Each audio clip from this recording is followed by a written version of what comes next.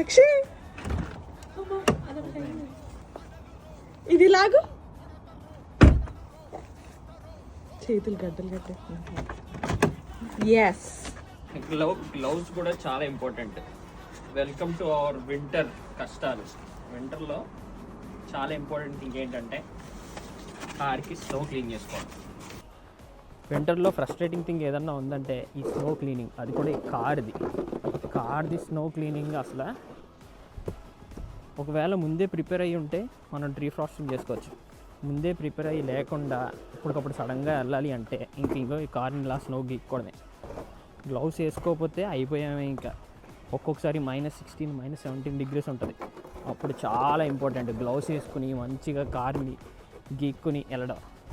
So వింటర్లో ఏదన్నా frustrating thing ఉందంటే నాకు ఈ స్నో క్లీనింగే, కార్ స్నో క్లీనింగ్ ఎస్పెషల్లీ.